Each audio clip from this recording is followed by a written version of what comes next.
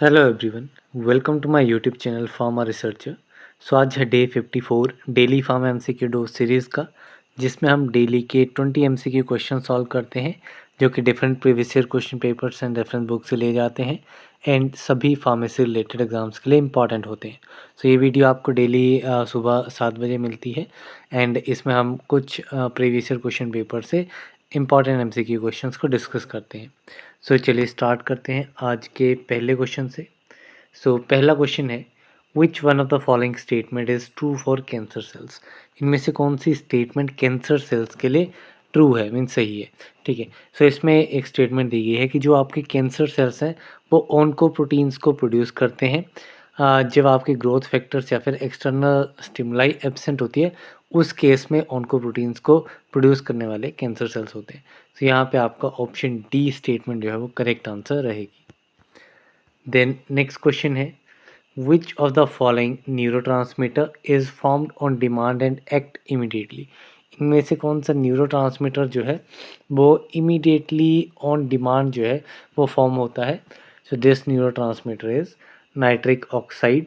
सो यहाँ पे आपका option C is correct. Then next question है, in one of the following situations metabolic acidosis does not occur. इनमें से किस कंडीशन में, किस सिचुएशन में मेटाबॉलिक एसिडोसिस अकर नहीं करती है।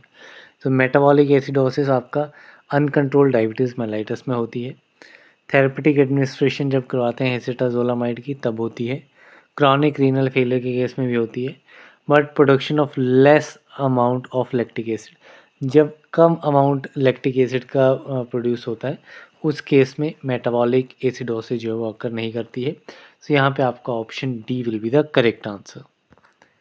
देन नेक्स्ट क्वेश्चन है, which one of the following is a organ specific और लोकलाइज्ड ऑटोइम्यून डिजीज। इनमें से कौन सा एक organ specific localized autoimmune disease है। So this disease is Graves disease. So option A is correct.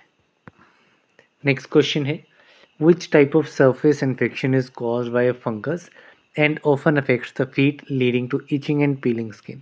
इनमें से कौन सी एक surface infection है जो कि फंगस से कॉज होती है एंड फीट को अफेक्ट करती है, जिसकी वजह से इचिंग एंड पीलिंग स्किन जैसी कंडीशंस देखने को मिलती हैं।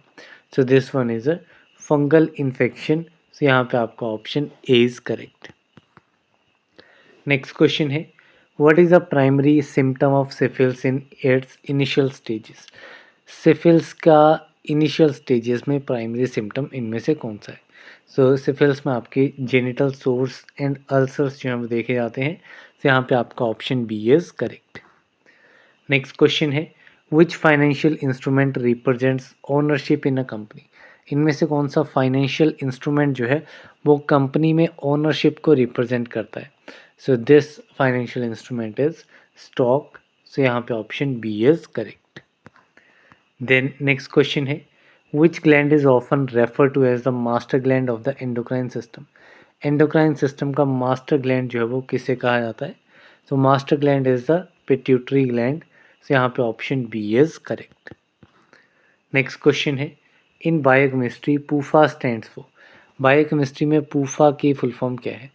तो PUFA stands for poly unsaturated fatty acids. यहाँ पे option D is correct. Then next question है, which of the following active ingredients forms a froth when shaken with water. इनमें से कौन सा एक्टिव इंग्रेडिएंट फ्रॉथ फॉर्म करेगा जब उसको वाटर के साथ शेक किया जाएगा। So this active ingredient is saponins. So option C is correct.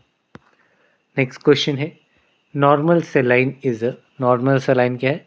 Normal saline जो है वो आपका आइसोटोनिक फ्लूइड रहता है, means it has the same osmotic pressure as the biological fluid. So option A is correct. Next question है, which of the following is called the power house of cell. Power house of cell किसे कहा जाता है। So power house of cell is the mitochondria. So option B is correct. Then next question है, the drug reduces blood pressure by acting on vasomotor centres in the CNS. ठीक है, इनमें से कौन सा ड्रग जो है ब्लड प्रेशर को रिड्यूस करता है सीएनएस में, सेंट्रल नर्वस सिस्टम में वेसोमोटर सेंटर पे एक्ट करके। So this drug is clonidine. So option B is correct. Next question है pick out the drug in alpha and beta adreno receptor blocker. So इसमें हमें alpha and beta adreno receptor blocker drug identify करना है। So this drug is labetalol. So option A is correct. Next question है which drug is directly acting vasodilator.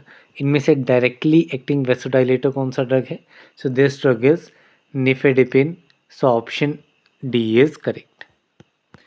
Next question है rectified spirit means plain undenatured alcohol of strength not less than dash and includes absolute alcohol। अब rectified spirit क्या है? Rectified spirit means आपका plane अनडीनेचुरेटेड alcohol है जिसकी strength जो है वो 50 डिग्री ओवर प्रूफ से कम नहीं होनी चाहिए एंड इसमें एब्सोल्यूट अल्कोहल भी प्रेजेंट होता है।